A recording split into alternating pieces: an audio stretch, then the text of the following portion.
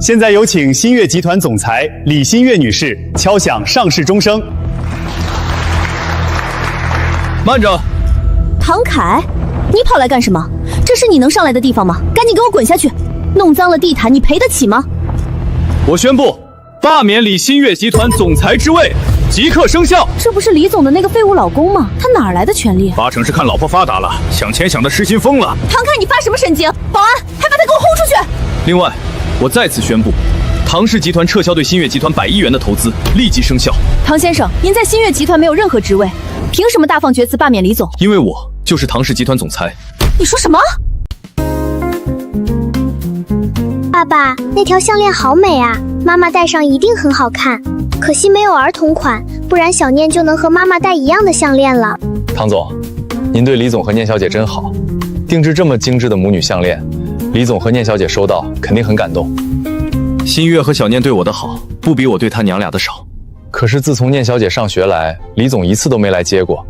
新月忙着新月集团上市的事儿，接孩子的事儿我来就行了。对了，唐总，这10年来您暗中用唐氏集团的资源推举新月集团，更是给新月集团注入100亿资金，助其上市。您决定什么时候跟李总公布身份？10年前，为了不让我唐氏集团总裁的身份给新月压力，我隐去身份，入赘李家。10年过去，新月集团明日便要上市，也该告诉他我的真实身份了。今晚吧，今晚给小念过生日，我给他们娘俩一个惊喜。10年了，也该让他们知道，我不是只会做饭洗衣服的家庭主妇。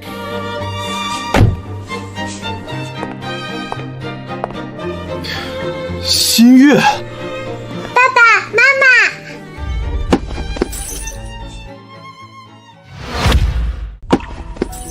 妈妈，今天老师夸我画画好看，还给我发了朵小红花。珠儿真棒，想要什么奖励，妈妈给你买。你就惯着她吧，你看把她宠的，都快上天了。我的女儿，我乐意宠着，怎么了？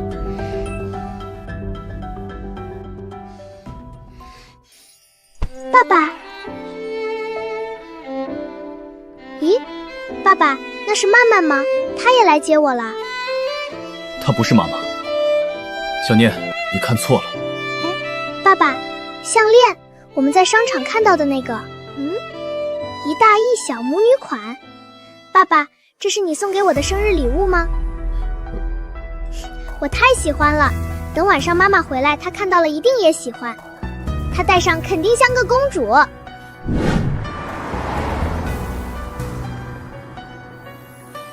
走吧，念念。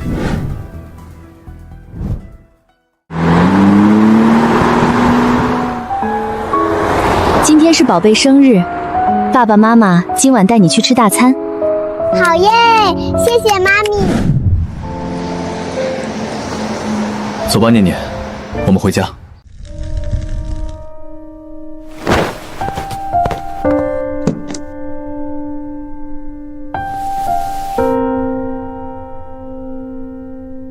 爸爸妈妈回来了吗？应该快回来了，我给妈妈打个电话。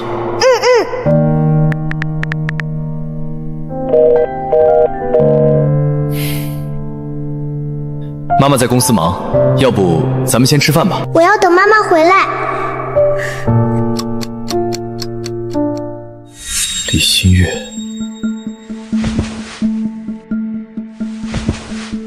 帮我查一查李新月今晚在哪儿，干了什么？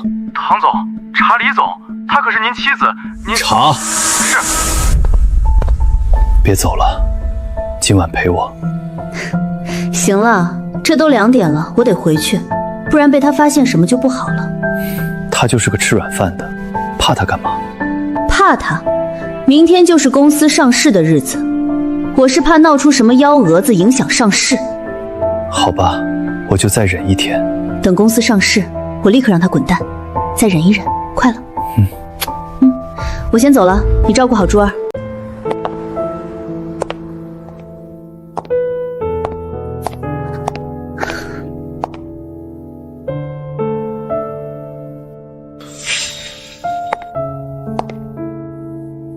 这么晚了还不睡，坐这干嘛？今天的应酬累死我了。唐凯，你发什么神经？跟你说过多少遍了，家里不能抽烟，你看看这满地都是，你想把房子点了吗？我每天在外面累死累活，回来还要给你收拾烂摊子。这10年，你除了让我失望，还能干什么？失望？你哑巴了？我问你话呢，说话呀！你到底想干什么？新月，你还记得今天是什么日子？什么日子？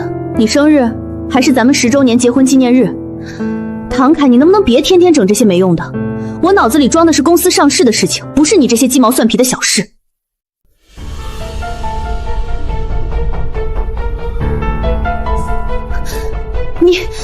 你想干嘛？今天是你咪女儿8岁的生日，她等了你1晚上。什么？生日？行了，我公司忙忘了。小念那么懂事，明天我给她补个礼物，她不会生气的。你……好了，我累了，先去洗澡了。李新月，你可以看不上我，但是念念也是你的孩子，是你10月怀胎生下来的孩子。唐凯，你说这话是什么意思？我是忘记了念念的生日，那又怎么样呢？要不是你没用，我用得着这么晚去见客户？我用得着天天不着家？我用得着在外面累死累活吗？有空在这阴阳怪气，不如拿镜子好好照照你自己。我没用。李新月，如果不是我，新月集团根本不可能发展到如今这个地步，更不可能在明天敲钟上市。李新月，你太让我失望了。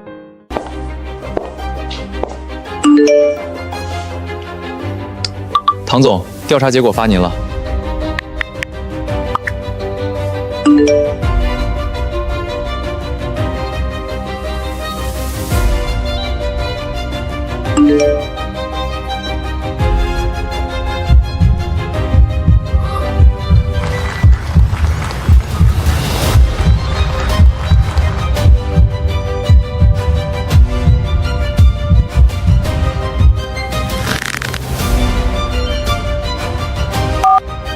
通知下去，撤回。爸爸妈妈给我送手镯了，还亲了我一下，妈妈还是爱我的，对不对？唐总，撤回什么？没什么。李新月，如果你能够抑制满念念，让她快乐长大，我可以再给你一个机会。对，妈妈一直很爱你。走吧，今天妈妈公司上市，我带你过去。好耶！如果时间能永远停在这一刻就好了。小念开心，他至少表面上也是关心小念的。看见没？那就是李总家养了10年的赘婿，听说在家洗了10年衣服，做了10年饭。现在李总公司要上市了，这软饭男可算是熬出头了，后半辈子躺着数钱。所以说啊，咱拼死拼活干事业，不如人家不要脸。我李家的女婿，还轮不到你俩来评头论足。唐凯这10年怎么对我女儿和孙女的，我比你们清楚。就是，没有唐凯，这个家早散了。你们懂什么？小凯，别往心里去。妈知道，这个家最辛苦的是你。爸妈，我没事。看来爸妈还不知道新月出轨的事。小念呢？今天人多，别让她乱跑。在那儿呢，和小朋友。你松开！这是我妈妈送我的生日礼物，你不能抢！这是我的银镯子，你个小偷！你松手会弄坏的！我就不！妈妈，他推我，姐姐推我，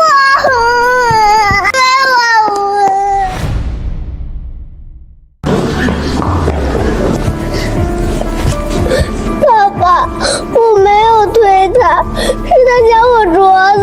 是你推我，你还动我的手镯。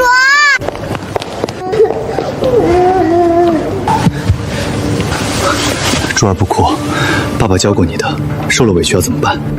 他推我，那是我的镯子，是妈妈买项链送的。没错，项链我在展柜见过，正品价值300万。那手镯是项链的赠品。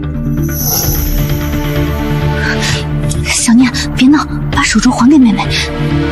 小念，妈妈，我没闹，是他抢我镯子。把镯子还给妹妹。妈妈知道你只是太喜欢这个款式了，回头妈妈给你买个一模一样的，好吗？妈妈，你忘了吗？这是你早上送我的生日礼物。新月，今天来的可都是投资人和媒体，孩子不懂事儿，外人可不管这些。这要是传出去，说李总的女儿手脚不干净，会影响公司上市的。别瞎说，妈妈什么时候给你送过镯子了？年纪这么小你就学会撒谎偷东西了，拿来！妈妈别讲，妈妈你是不是不爱我了？我以为忍能让小念有个完整的家，可现在她流的泪比我还多。李新月，你不配做她妈妈！闭嘴，给我拿来！你，李新月，你够了！唐凯，你反了天了，敢吼我？看看你教出来的好女儿，小小年纪就撒谎偷东西，我教育她，你有什么资格来？我教的女儿至少诚实善良，不像某些人虚伪自私，连自己亲生女儿都要当众羞辱。我羞辱她，我养了她8年，给她吃穿，让她上最好的学校。你呢？你为这个家贡献过1分钱吗？一个赘婿也敢跟李总吆五喝六，不知天高地厚。都把李小姐教得这么没教养，小小年纪就偷东西，像话吗？上梁不正下梁歪，我看这唐凯就不是什么好东西。够了！李新月，唐凯是你丈夫，你这样说他，你还是人吗？我不是人，爸。这8年来，是我忙前忙后赚钱养家，是我将新月集团从一个2、3个人的小公司带到了上市公司，是我让他俩不愁吃不愁穿，还住着豪华大别墅。你说我不是人？他唐凯要是有点能力，犯得着我一个女人在外累死累活吗？你放屁！你的启动资金都不用说了。李新月，你说今天的一切都是你给我的，那我就让你看看，没有我，你什么都不是。通知下去，新月集团的注资流程暂停。暂停注资，好大的口气！你以为你是谁？唐氏集团的董事长啊？没错，我就是。你说什么？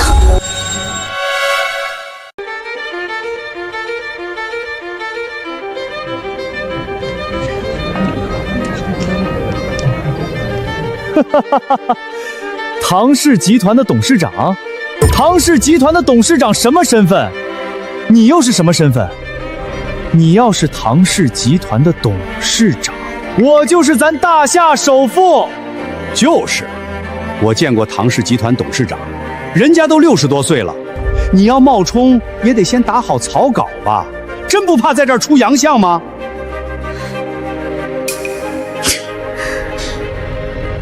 唐凯，我以为你只是个没用的废物，但没想到你还是一个不要脸的废物。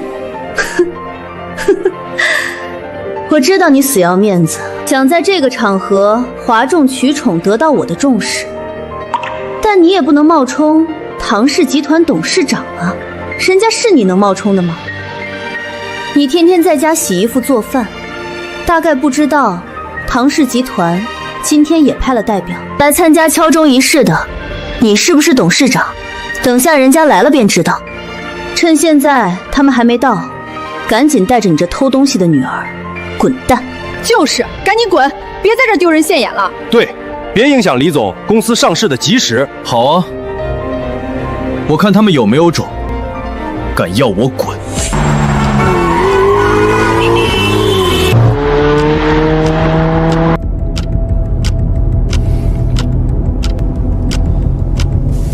快点儿！快点儿！快点儿！再开快点儿！徐总，只不过是新月集团的一个上市敲钟仪式。咱唐氏集团旗下上市的公司几百家，以前有公司敲钟，也没见您急成这样啊！你懂个屁！他们能跟新月集团比吗？新月集团可是咱唐董亲自点名投资的项目，据说今天唐董也会亲临现场。我要是迟到了，我这投资总监的位子还要不要做了？可是徐总，唐董继任的时候就只发了1封邮件，连张照片都没留。这10年来，更是一次都没在公司露过面。就算唐董今天真在现场，您能认得出来是谁吗？认不出来也得去。毕竟是咱们董事长，那气场、那气质，肯定鹤立鸡群，跟一般人不一样。少废话，快点开，来不及了。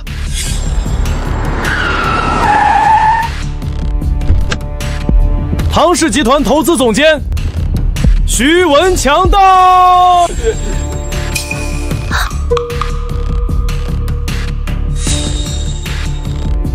唐凯，唐氏集团的人来了，我看你这个谎还怎么编下去？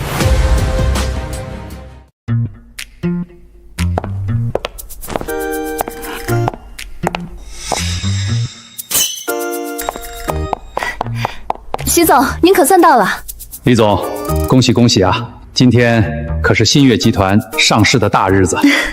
同喜同喜，这都仰仗唐氏集团的鼎力支持。徐总，里边请。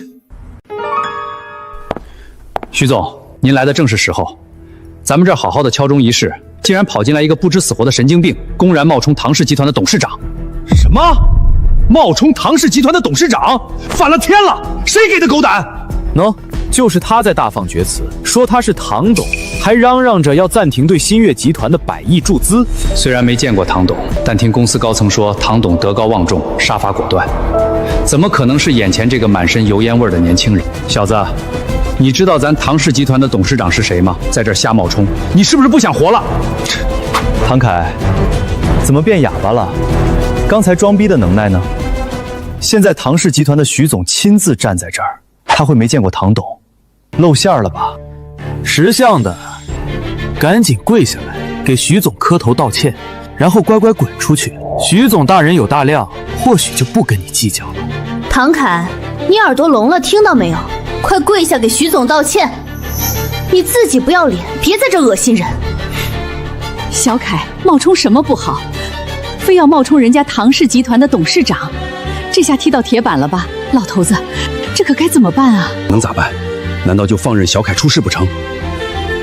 徐总，我是新月的父亲李公安，唐凯他年轻不懂事，一时糊涂冒犯了唐氏集团，您看能不能给我这把老骨头一个面子，饶了唐凯这次？笑话，放过他？他刚才大言不惭的那个狠劲儿呢？唐氏集团董事长是人就能随便冒充的吗？徐总，您可千万不能开这个头，您要是放了这小子，这事儿要是唐董知道了，铁定会饶不了您。对呀，上头可是发了话，今天唐董会亲临现场，说不定此刻就躲在暗处观察。这事我要是处理不好，投资总监的位子怕是真保不住了。给你个面子，你算个什么东西？你的面子值几个钱？听到没，唐凯，还不赶紧跪下道歉？难道非要我们帮你吗？你们要干什么？小凯，不准动我爸爸！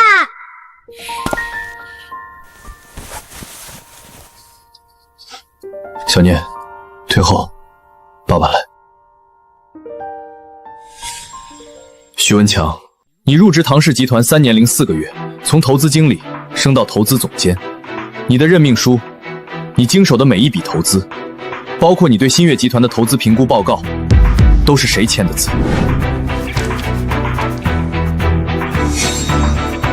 你怎么知道这些？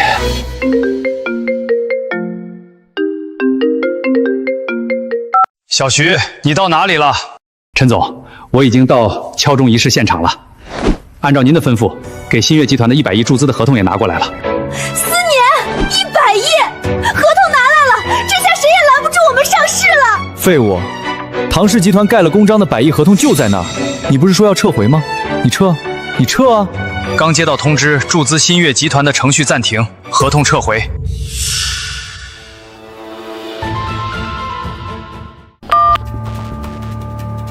徐总，这是不是搞错了？这不都谈好了的吗？100亿的合同说好在咱们新月集团上市现场签订的，怎么能说变就变了？我哪里知道，公司上层的意思是你能揣度的吗？你有这心思来问我，倒不如好好动动你的脑子想想，你这几天有没有做错什么事儿？得罪了什么不该得罪的人？做错什么事？得罪什么人？徐总，麻烦您再给陈总打个电话，一定是搞错了。这投资意向可是唐董亲自拍板定的，怎么能说撤就撤了？是啊，徐总，你也知道，新月集团可是唐董亲自点名投资的项目，这撤回100亿的投资合同，他老人家知道吗？别是底下人擅作主张吧？没错，我这就给唐总打电话。找吧，找出来也好，我倒要看看你们新月集团和唐董的关系硬不硬。找到了，找到了！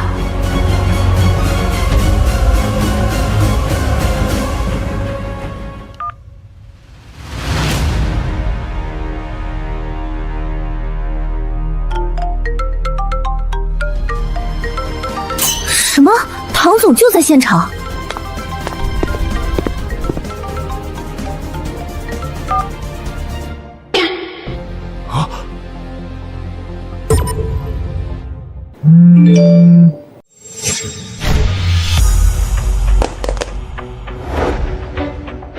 唐凯，你竟然将新月通讯录里的唐总的电话改成你的，你真够可以的。没错，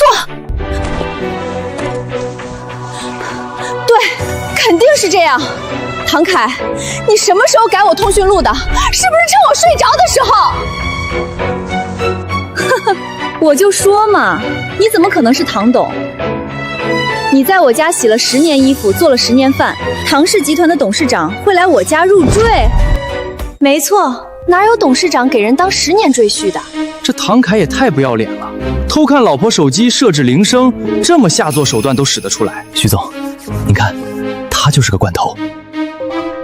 我建议立刻报警，让警察来查他。以前只听说唐董德高望重，杀伐果断，眼前这小子杀伐果断倒是挺像唐董的，但这德高望重，你俩真是不见棺材不落泪。徐文强，你说你带了注资合同过来？是的。合同上需要谁签字？需要唐董亲笔签名。你看看这支笔，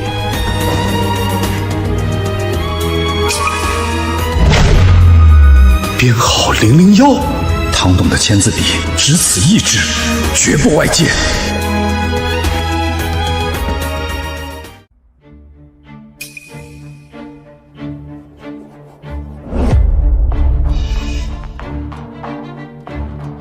哟，还掏出笔来了，唐凯，你这是要干什么？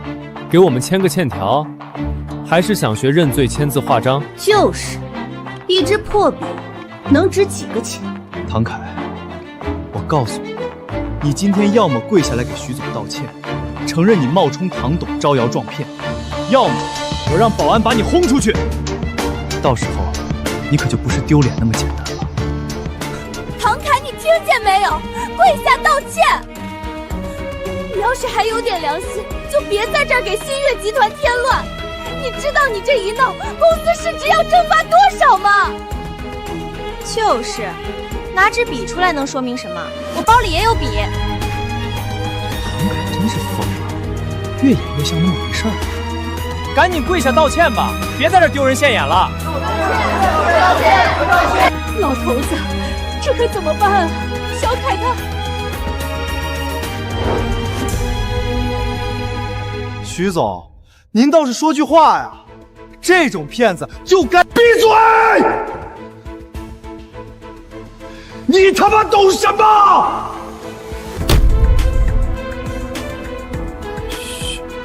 徐总，您这是……我虽然从未见过唐董，但我知道这支笔编号001，是唐董的专用签字笔，只此一支，从不外借。你们知道这支笔意味着什么吗？意味着，站在你们面前的这个人，就是唐氏集团真正的董事长。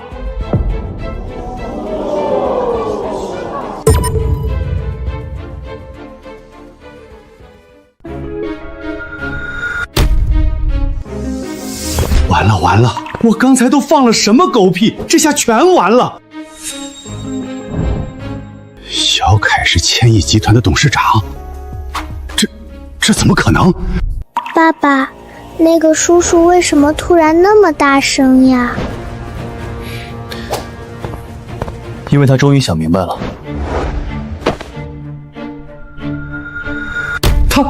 唐董，我有眼不识泰山，我该死，我刚才脑子进水了，求唐董饶了我这次。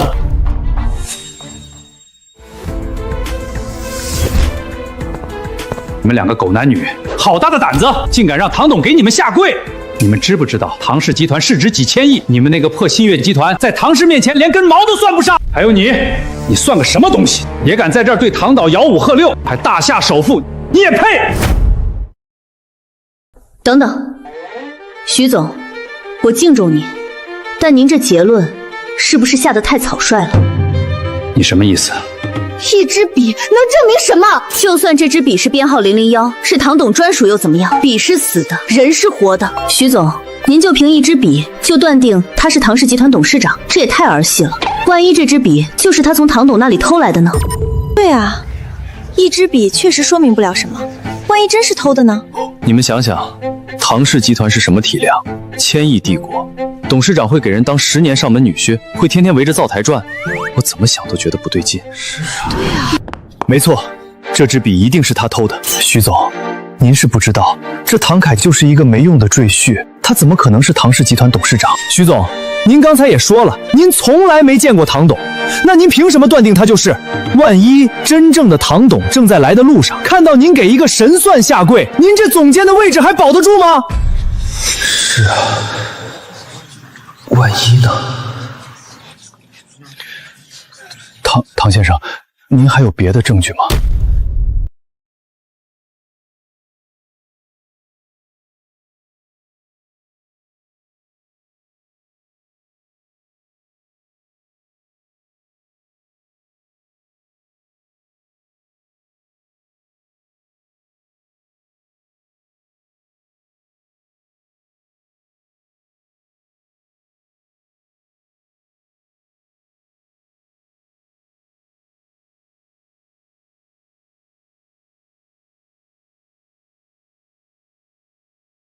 唐凯，你不是口口声声说你女儿没偷镯子吗？那好啊，你拿出证据来。是啊，李总虽然对女儿不好，但也不至于诬陷自己女儿偷东西吧？这唐凯要是有证据，早就拿出来了，怎么一直不吭声？我看他是死鸭子嘴硬。爸爸，我没有偷，我真的没有偷。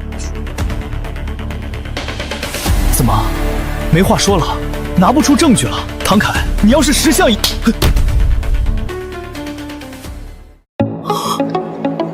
唐凯，你他妈敢打我！敢诬陷我女儿，打的就是你！唐凯，你还像话吗？你竟然敢打思年，你知道思年是谁吗？我管他是谁，欺负我女儿的人，我都打。李新月，我再问你一遍，你也觉得小念手里的银镯子是她偷的？不是偷的。难道还是珠儿送给他的？唐凯，郑珠儿才5岁，他会撒谎吗？他说李念偷了镯子，那就是偷了。妈妈，你相信我，我真的没偷镯子。偷就是偷了，有什么不好承认的？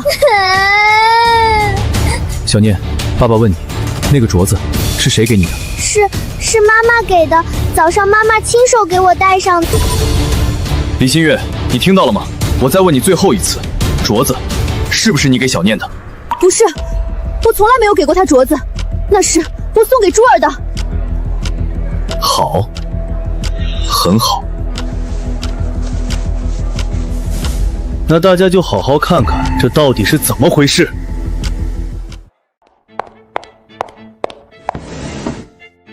这是妈妈给你补的生日礼物。哇，谢谢妈妈。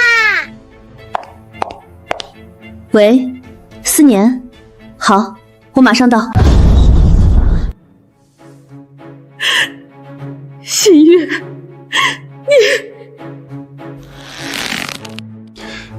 李新月，你太让我失望了。小念是你的亲生女儿，你给她一个赠品当生日礼物也就算了，你还当众诬陷她偷东西，你还是人吗？爸，我别叫我爸，我没有你这样的女儿。老头子，别说了。郑思年，你刚才说有其女必有其父，女儿是小偷，爸爸也是小偷。李新月，你刚才说偷就是偷了，有什么不好承认的？那你们告诉我，一个妈妈亲手给女儿戴上的镯子，怎么就变成了偷？你说你送给郑珠儿的，那你告诉我，为什么你送给郑珠儿的镯子会出现在你亲生女儿的手腕上？为什么你送自己亲生女儿的生日礼物是一个赠品，而你情夫女儿的项链却价值300万？天哪！李总竟然给自己女儿一个赠品当生日礼物，给别人家的女儿300万的项链，自家女儿就给个赠品，还当众诬陷她偷，这什么妈呀？等等，你们刚才听仔细没？唐凯说郑珠儿是李总情夫的女儿，那情夫是……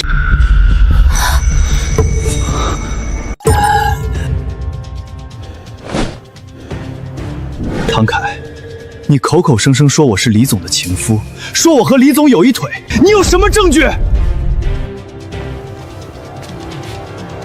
各位，他拿不出任何证据，就敢当众说我是李总的情夫，这是什么行为？这是诽谤，是造谣，是当众侮辱我和李总的人格。唐凯，你要是识相，立刻跪下给我和李总好好道歉，否则我要把你告上法庭。对，唐凯，你凭什么说我和思年有关系？证据呢？各位评评理。我知道他恨我，觉得我对不起他，但他拿不出一张照片，拿不出一条聊天记录，凭什么这样羞辱我？夫妻吵架为什么要用这种下作的手段？是啊，唐凯确实没拿出证据。万一人家真只是普通朋友呢？这绿帽子扣的也太狠了。爸妈，你们帮我说句话呀！我是你们的亲生女儿，难道你们也相信我是那种人吗？我真的没有做对不起唐凯的事啊！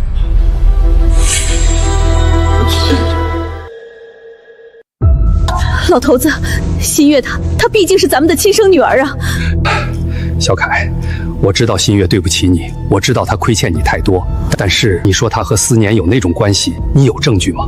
如果没有，你能不能看在我和你妈的面子上，不要再说了？小凯，新月她虽然不对，但她毕竟是小念的妈妈，你这样当众说她，让小念以后怎么做人？爸爸妈妈为什么跪在地上？她是不是做错事了？唐凯，听到了吗？连你岳父岳母都不相信你，你还在这演什么？拿不出证据就给我跪下道歉！唐凯，你聋了吗？我让你……妈妈。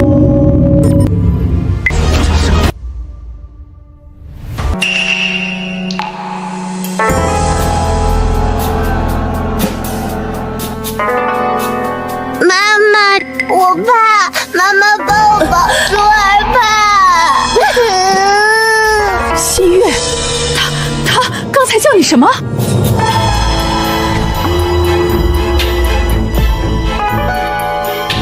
李新月，你不是跟我要证据吗？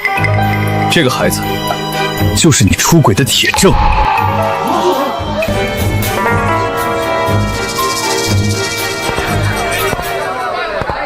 她叫你妈妈，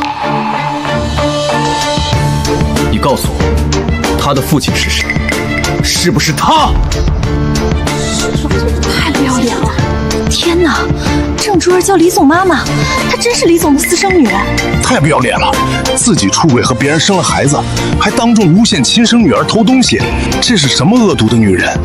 怪不得她对李念那么狠，原来心思全在情夫和私生女身上。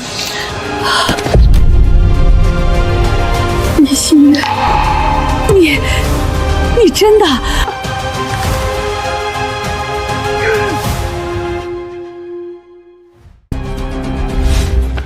珠儿，胡说什么？谁让你乱叫的？妈妈，我要妈妈，爸爸救我！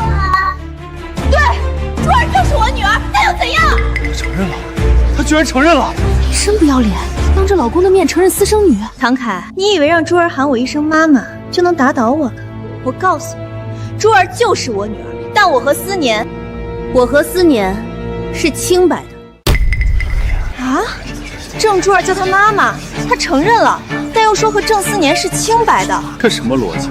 孩子都生了还清白？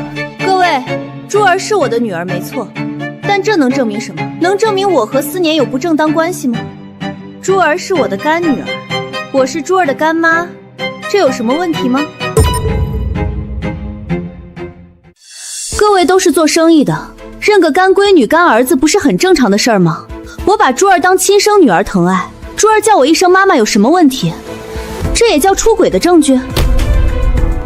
唐凯，你拿这个说事，未免也太可笑了。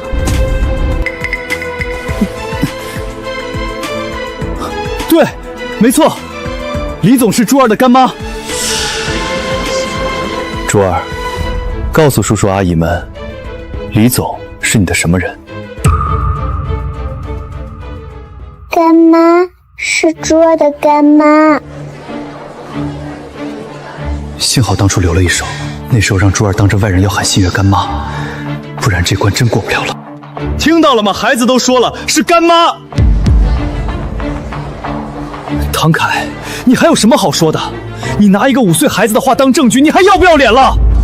认干女儿，这个确实说得通。对啊，我女儿也认了个干妈，平时也叫妈妈的。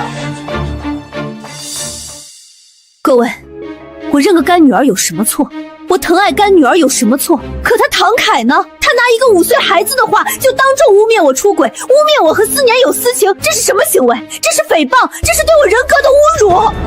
我一个女人，辛辛苦苦打拼10年把公司做上市，结果自己的丈夫不仅不感恩，还当众这样羞辱我。我李新月，命怎么这么苦啊？是啊，拿不出任何证据就敢当众说李总出轨，这是恶意诽谤，必须负法律责任。唐凯，你要是还有点良心，就立刻给李总跪下道歉，承认你是在胡说八道，否则……既然你俩一心求死，那我就成全你们。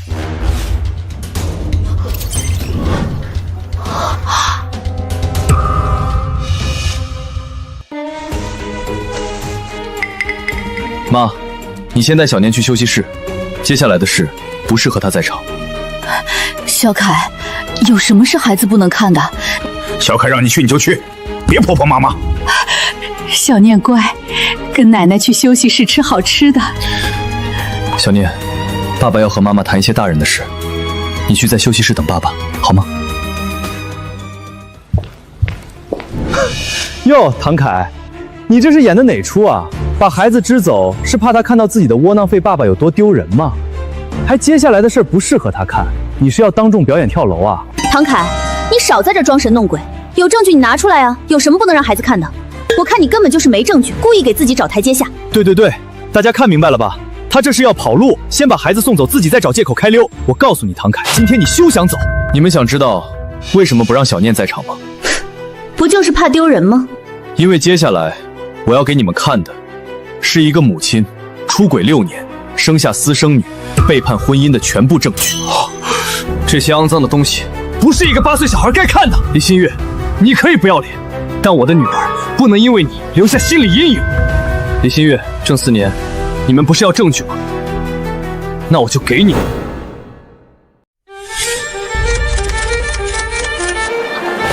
哦！天哪！出生证明，珠儿真的是李总的亲生女儿。6年，出轨6年，还生了孩子，这也太不要脸了！你们看那段聊天记录，李念发烧住院那晚，他居然在陪私生女切蛋糕过生日，这还是人吗？畜生都不如！唐凯对他那么好，他居然这样对他！还有财务转账记录，他竟然暗中转移了公司股份和巨额资金给郑思年，这是职务侵占，是犯罪啊！李新月，我怎么生出你这么个寡廉鲜耻的东西？不可能，绝对不可能！你怎么会有这些照片？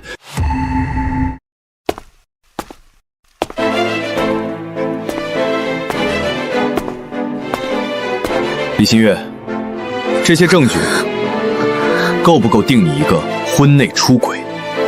啊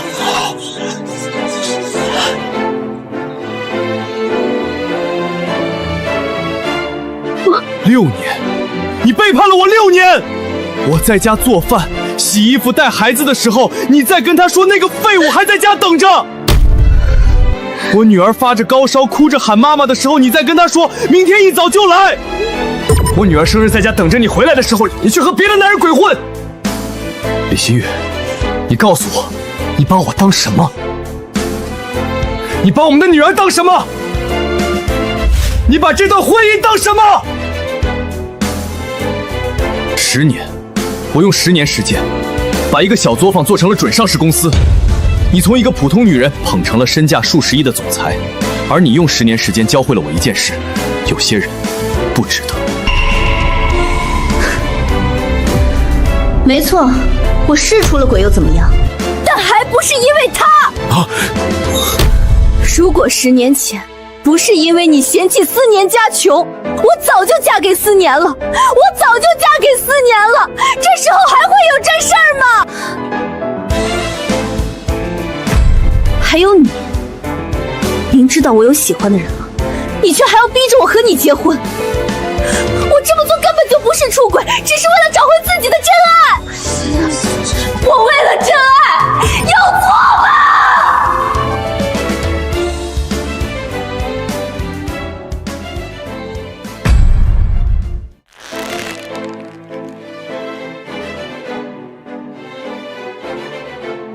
我为了真爱，有错吗？他说什么出轨还有理了？真爱，背着丈夫跟情妇生了孩子，这也配叫真爱？这什么三观？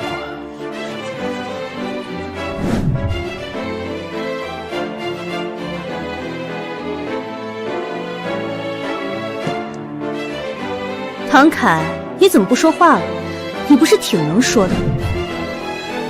证据你都拿出来了，好，我认了。但你以为这样就能让我低头？我告诉你，做梦！我这辈子最后悔的事就是嫁给你。如果不是你，我早就和思年在一起了，珠儿也不会背上私生女的骂名。是你毁了我和珠儿。够了！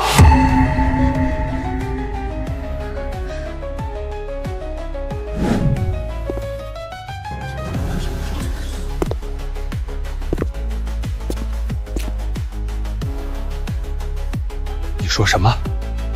你再说一遍！我说的是事实，爸，当初你为什么不同意我和思年？不就是嫌他家穷，没有唐凯有钱吗？你现在看到了，就算唐凯有钱又怎么样？他不幸福，我也不幸福。你还有脸说这话？你看看那些还在滚动的照片，你看看！唐凯这10年是怎么对你的？他给你钱创业，给你人脉支持，给你一个完整的家。你在外面跟野男人鬼混，他在家给你带孩子。你给40女买300万的项链，他给你亲生女儿定制母女项链当生日礼物。你摸摸自己的良心，你还有良心吗？那是他自愿的，我又没求他。10年的付出，10年的隐忍，10年的守护，换来的竟是一句我没求他，终究还是错付了。你说什么？你再说一遍！我说的是事实，我没求他，是他自己愿意的。他愿意当赘婿，愿意给我花钱，愿意在家带孩子，这跟我有什么关系？你们一个个都来指责我，我有什么错？我追求自己的幸福有错吗？唐凯愿意当冤大头，那是他蠢，不是我逼他的。天哪，这什么话？唐凯对他那么好，他说人家蠢，这还是人吗？简直畜生都不如！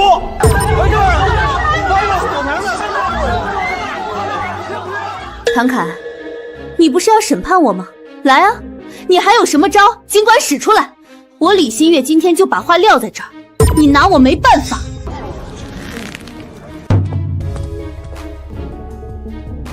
对，你们拿我们没办法。新月集团是新月一手做起来的，不管你怎么说怎么闹，新月集团上市是板上钉钉的事儿。等上市了，我们照样能拿到投资。唐凯，你以为你赢了吗？你错了。新月集团的股东都站在我们这边，你一个赘婿能翻出什么浪来？新月集团敲钟仪式马上开始，请各位准备。看吧看吧，你闹啊，你闹了这么久，还是改变不了什么。只要钟声一响，新月集团就上市了，我们家新月照样是上市集团的老板。你呢，算什么？一个无能狂怒的废物吗？新月集团上不了市。你说什么？我说新月集团今天上不了市。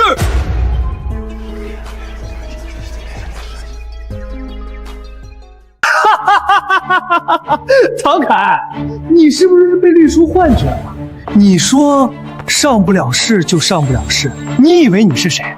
证监会是你家开的，还是交易所是你家开的？唐凯，就算你是唐董有钱有权，但上市不是你有钱就能阻止的。何况凭一支破钢笔就敢冒充千亿首富，你做梦！新月集团早就通过了所有审核，上市批文已经下来了，敲钟仪式就在今天。你凭什么说上不了市？是啊，批文都下来了，他拿什么阻止？就算真是唐董，也不能一手治天吧？唐凯，我劝你清醒点，我出轨那是我的私事，跟公司上市有什么关系？证监会管天管地，还管人家夫妻感情？你信不信？等敲钟仪式一结束，我的身价至少翻3倍，到时候我还是高高在上的总裁，而你依旧是被我戴了绿帽子的废物。李新月，你说完了吗？说完了又怎样？没说完又怎样？你能拿我怎么样？时间差不多了。什么时间？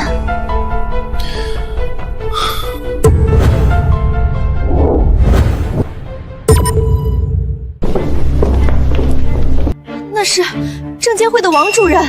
证监会的人怎么突然来了？难道唐凯说的是真的？李新月女士是吧？我是证监会发行监管部的王建国。我们接到10名举报，反映新月集团在 IPO 过程中存在重大信息路违规、财务造假以及实际控制人涉嫌职务侵占等问题。根据证券法之相关规定，暂缓新月集团的上市进程，并立刻启动调查程序。李新月，请你立刻配合我们的调查。另外，我们收到举报材料显示，新月集团的财务数据存在多处疑点。如果查实，不仅上市会终止，相关责任人还将承担法律责任。各位，我宣布罢免李新月总裁之位，即刻生效。不可能，你没有这个权利。新月集团的股份是新月的，你一个在家洗了10年衣服的窝囊赘婿，凭什么罢免他？对，想要罢免我，根据工商章程，得征求新月集团所有的股东同意。唐凯，你可别忘了，这新月集团的股东都是我亲自拉来入伙的，你觉得他们会同意罢免我？就是，新月集团的股东都是新月亲自请来的老朋友，你算个什么东西？他们会听你一个吃软饭的。张总，您说句话呀。当年您投资新月集团的时候，是我亲自去您办公室谈了3次，您还记得吗？刘总，您也是。当年您说看好新月集团的发展前景，您还说要陪我一起把公司做上市，您不会忘了吧？王总、李总、赵总，你们倒是说句话呀！刚才不还一口一个李总叫的亲热吗？小念说想爸爸了。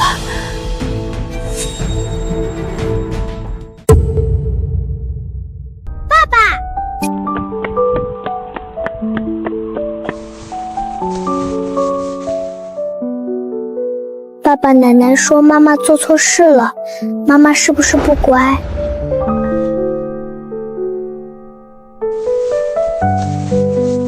新月，妈最后问你一句，你知错了吗？我没有错。我们没有这个女儿。各位，我要罢免李新月总裁之位，现在谁赞成，谁反对？我有话要说。新月，当年你找我融资的那份商业计划书是谁写的？那是我自己。你自己？那我再问你，你创业的第一笔启动资金是哪里来的？各位，我今天把话撂在这儿。10年前，李新月找我融资，拿着一份堪称完美的商业计划书，还有一笔来历不明的500万启动资金。我一直以为是他自己有本事，直到今天我才知道，那份计划书是唐董的人写的，那500万是唐董出的。新月集团从第1天起就不是李新月的公司。你胡说！你够了！李新月，新月集团不能交给一个道德败坏、涉嫌犯罪的人。我赞成罢免李新月。没错，我也赞成。爸慢着，我还有话要说。各位，我理解大家的心情，但是唐先生，您说您是唐氏集团董事长，您拿出了钢笔，徐总监也确认了，但恕我直言，这些都只是间接证据。我们这些股东投的是真金白银，罢免总裁这么大的事儿，总不能凭一支笔、一个投资免金的几句话就定了吧？万一这里头有什么误会呢？是啊，倒是忘了这一茬了。万一唐凯不是唐氏集团董事长呢？那要是罢免了李新月总裁之位，岂不是要罪真的唐董了？这谁担待得起啊？对，孙总说的对，唐凯，你有什么直接证据证明你是唐氏集团董事长？没错，你说你是唐氏集团董事长，那你让唐氏集团的总裁出来给你作证啊！你唐氏集团总裁到，唐氏集团总裁陈明远到。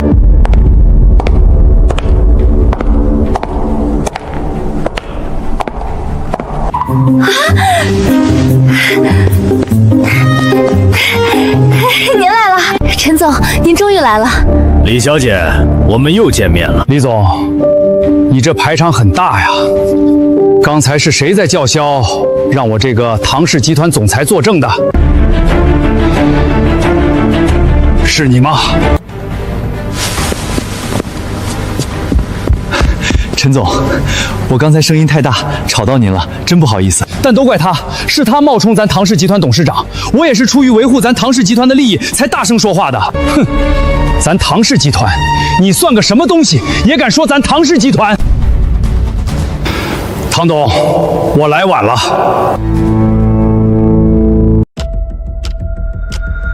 不可能，陈总，你是不是搞错了？他怎么可能是唐氏集团的董事长？他是我老公，他在我家洗了10年衣服，做了10年饭，他就是个一无是处的废物，他怎么可能是高高在上的唐董？对，不可能，绝对不可能！陈总，你一定是被他骗了，他肯定是用什么下道手段威胁你了，对不对？你告诉我，是不是他威胁你的？你们再看看他，他哪一点像唐氏集团的董事长？唐氏集团是千亿帝国，董事长会给人当上门女婿，会被人骂废物都不敢还口。够了，你算个什么东西？也敢在这儿质疑我唐氏集团的董事长？各位，我陈明远，唐氏集团总裁，以唐氏集团的名义郑重宣布，他就是我们唐氏集团的董事长，谁敢质疑？唐董，明远来晚了，请治罪。各位股东，现在罢免李新月，你们谁赞成，谁反对？我赞成罢免，我也赞成，赞成。我也赞成。新月，我今年70岁了，我投了你10年，把你当亲闺女看，但今天我要说，你太让我失望了。不是因为你没能力，而是因为你没良心。唐董对你那么好，你不知道感恩；小念那么乖，你不知道珍惜。你把所有人的真心都踩在脚下。新月，你不配当这个总裁，你不配当小念的妈妈，你甚至不配当一个人。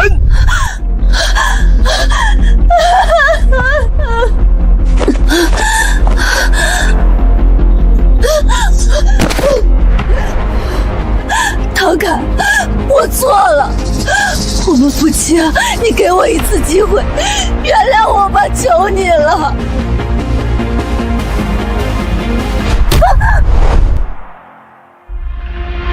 唐凯，求你了，看在10年夫妻的份上，看在小念的份上，你原谅我好不好？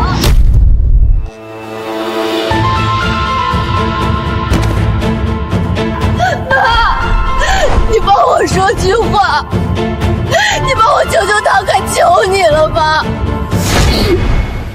妈，我是你女儿啊，你怀胎10月生下来的亲骨肉啊，你不能见死不救啊！我求你了，你帮帮我！新月，你刚才说你没求他，你说唐凯愿意当冤大头是他蠢，你说你追求真爱没有错，你说新月，你到现在真的知道自己错了吗？我知错了，我真的知错了，妈，你帮帮我。晚了，新月，你妈我活了快50年，从来没想过有一天会不要自己的女儿，但是今天我没有你这个女儿了。爸，你帮我说句话，妈不要我了，你不能不要我吧？爸，我求你了，你帮帮我。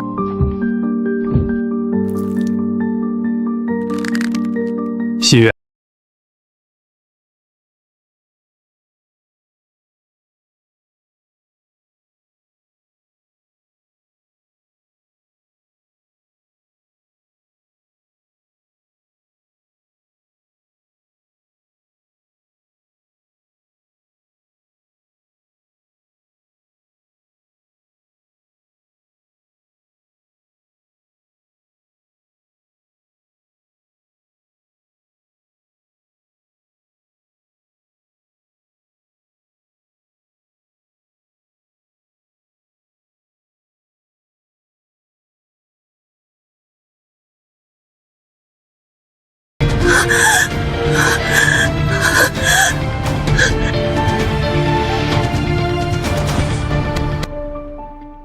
各位股东，既然都赞成，我正式宣布罢免李新月的新月集团总裁之位。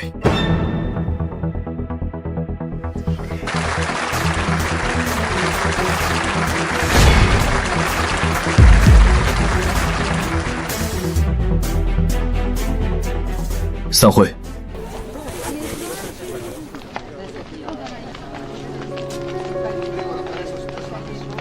活该！真不要脸，畜生不如！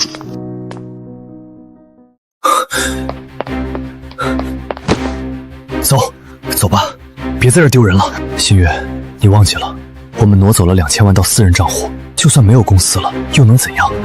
这2000万够我们卷土重来了。走，去哪里？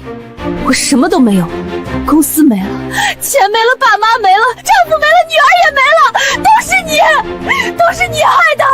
如果不是你，我不会走到今天这一步。是你毁了我！疯婆子，你不走，我走！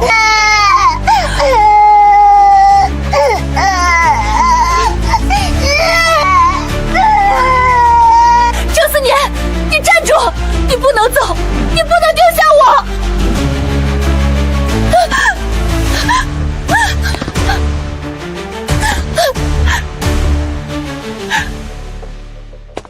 站住！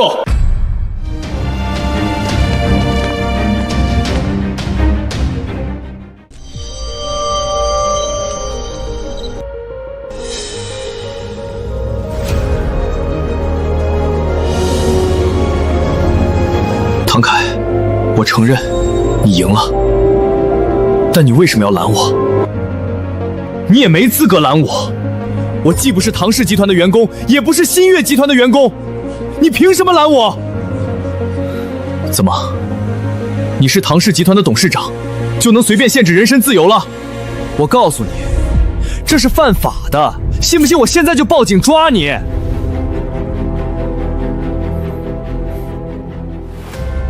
你说错了，就算你不是我公司的员工，我一样能拦你。凭什么？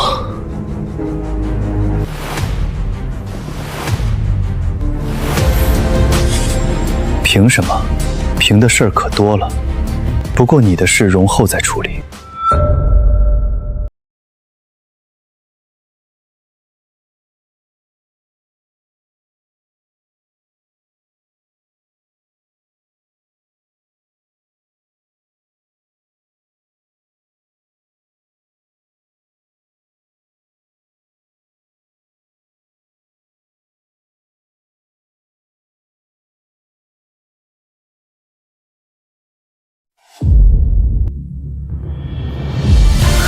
离婚协议？唐凯，你知道你在做什么吗？你是我李家的赘婿，你竟然想跟我离婚！李新月，这10年，我给了你我能给的一切。今天，这份协议，是我给你最后的体面。体面？你当着几百号人的面让我身败名裂，你现在跟我说体面？唐凯，你太狠了，你就是个魔鬼！我不签，我死也不签！唐凯，我们是夫妻，10年的夫妻，你不能这样对我！你原谅我这一次，我真的知道错了，求你了！你知道错了，那你告诉我，你错在哪里？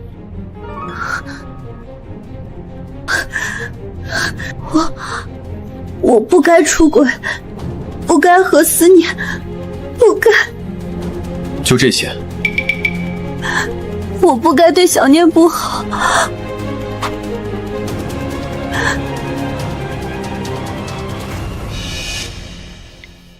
那个废物，他算什么东西？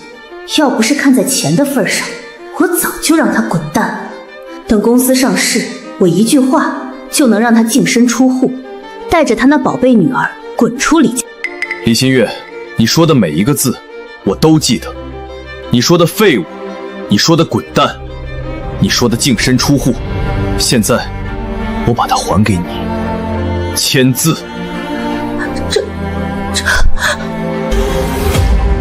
我要让你净身出户。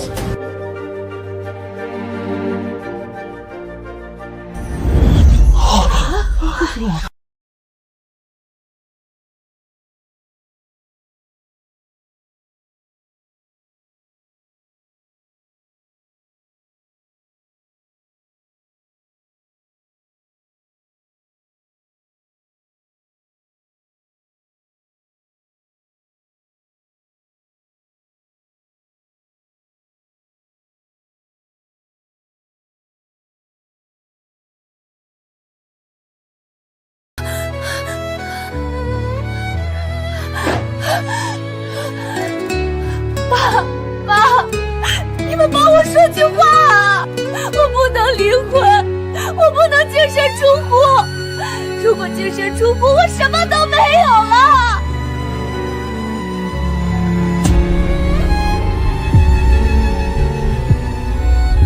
新月，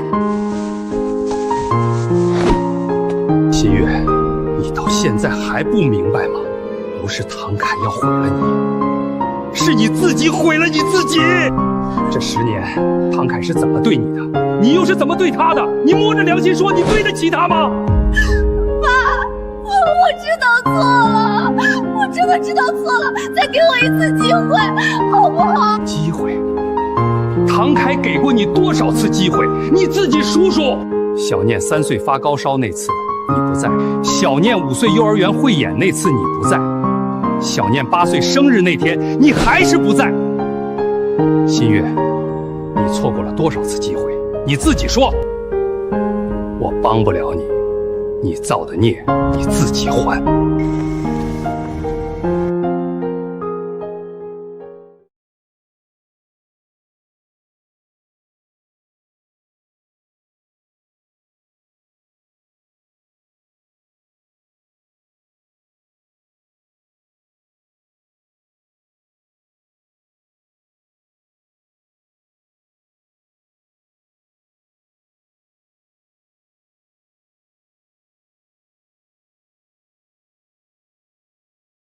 是他勾引我的，是他 PUA 我的，是他让我这么做的。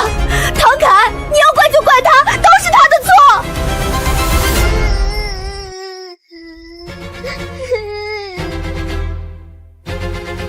李新月，你说什么？是你先找我的，是你说的。你说那个废物配不上你，是你主动的，你忘了？你放屁！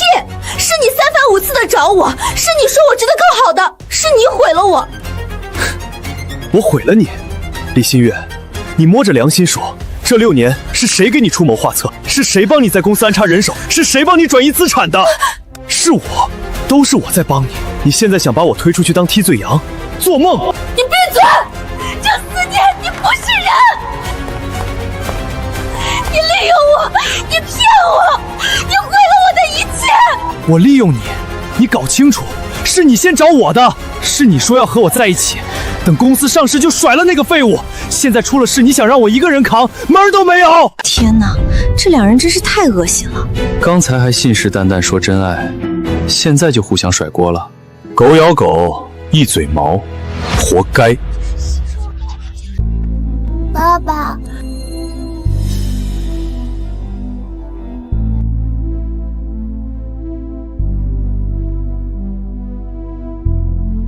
妈妈怎么了？她为什么哭呀？小念，爸爸问你一个问题：如果以后妈妈不能和我们住在一起了，你会不会难过？会，但是爸爸去哪儿我就去哪儿，爸爸不哭我就不哭。好，爸爸不哭。爸爸答应你，以后再也不会让任何人欺负你。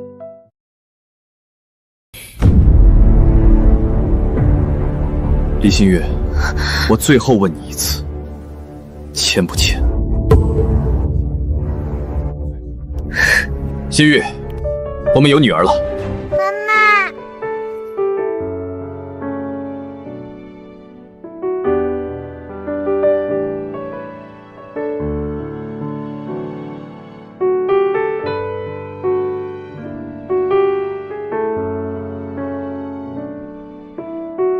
这是给你补的生日礼物。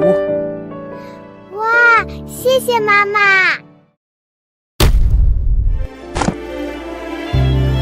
小念，妈妈对不起你。唐凯，你就这么恨我？我不恨你，我只是不爱你。这10年，我用尽全力去爱你，但你不值得。李新月，签字吧，这是你欠我的，也是你欠小念的。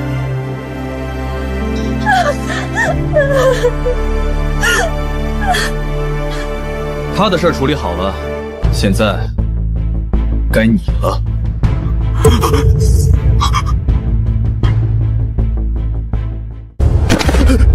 唐凯，你要干什么？我告诉你，你无权处置我，我不是你公司的员工，你没资格。是吗？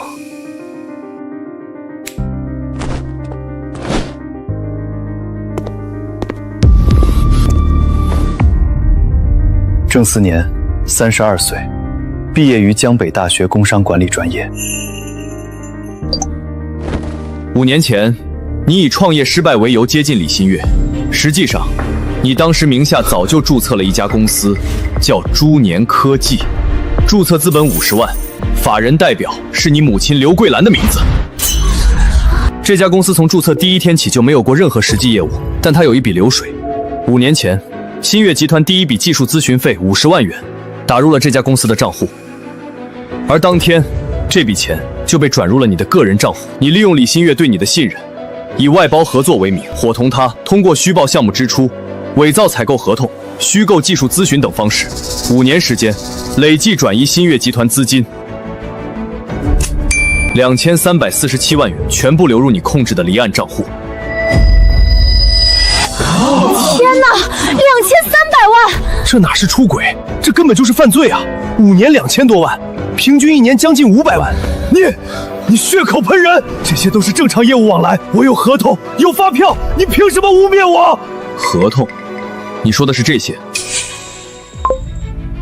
看看这些技术合作协议、咨询服务合同，每一份的甲方都是新月集团，乙方都是猪年科技或另外3家空壳公司。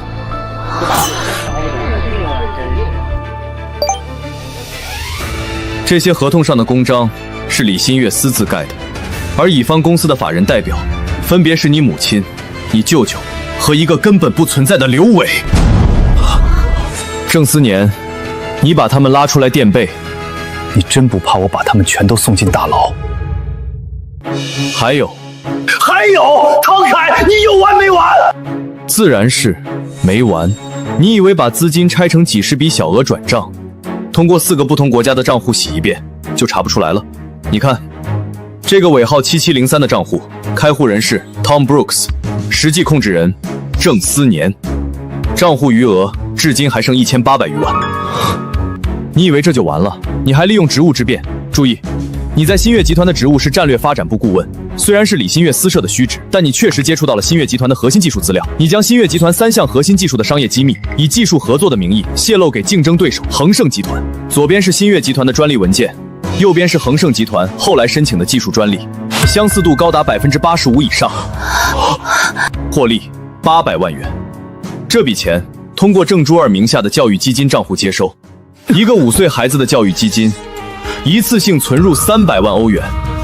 郑思年，你女儿是打算从幼儿园就开始读博吗？商业间谍，这是彻头彻尾的商业间谍。5年捞了2300万，还卖商业机密，这得判多少年？至少10年以上，数罪并罚，这辈子都别想出来了。你怎么知道这些？郑思年，你完蛋了。唐凯，你陷害我，这些都是你伪造的！你恨我抢了新月，你报复我，你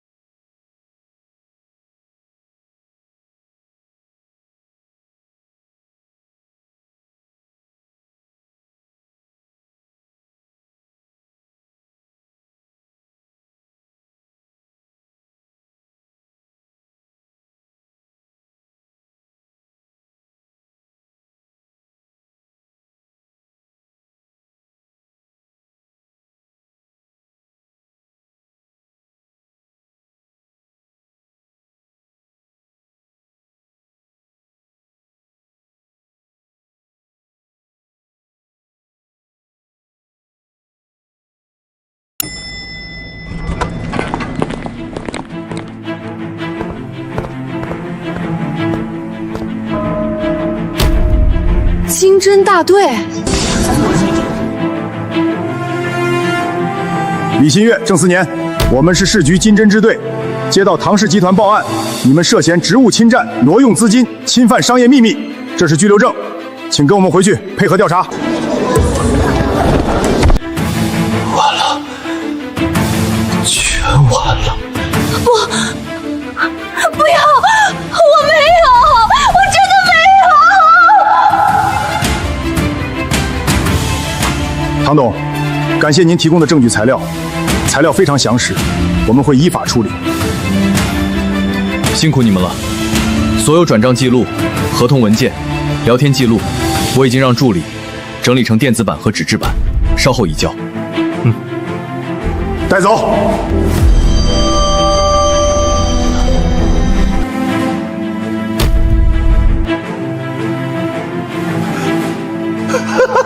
李新月，你看到了吗？这就是你的下场，这就是你的下场！你为了爱甩了唐凯，为了钱跟我在一起，现在呢？你什么没了？你什么都没了！你的公司、你的钱、你的爸妈、你的女儿，全都没了！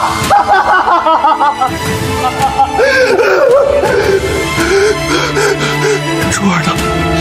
珠儿呢？珠儿呢？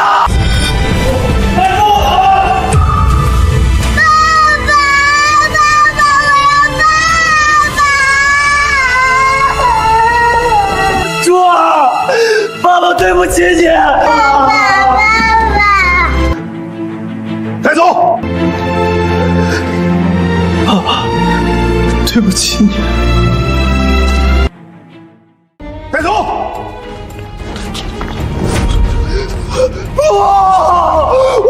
想坐牢！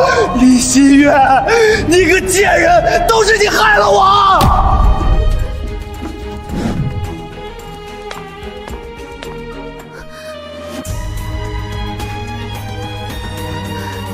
唐凯，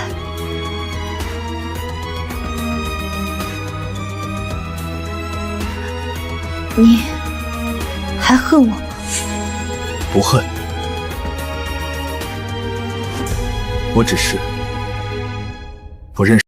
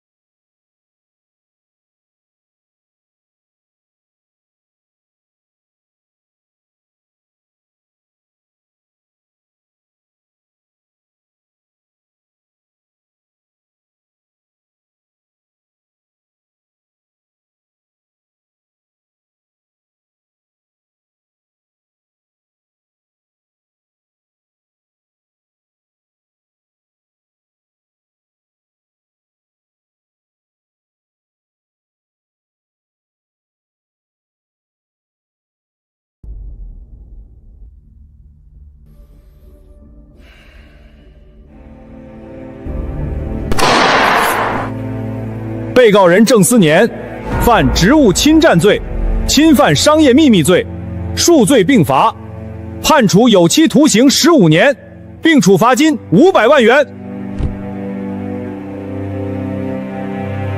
被告人李新月判处有期徒刑8年6个月。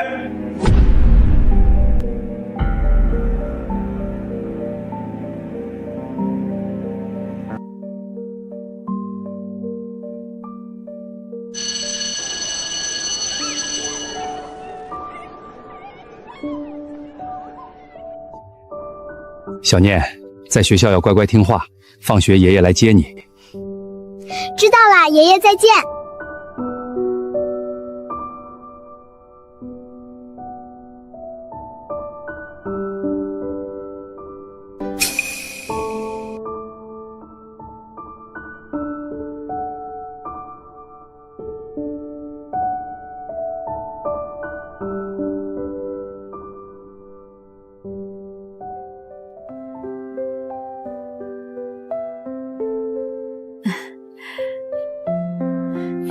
小凯，吃口热乎的再去公司吧。你现在可是唐氏集团的主心骨。好的妈，正式进入辛苦你了。清算城市，唐氏集团全面接管其优质业务。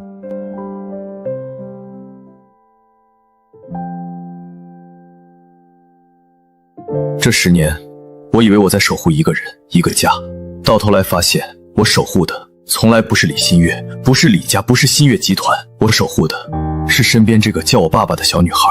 李新月，此后余生，你我陌路，不是恨，是放过，放过你，也放过我自己。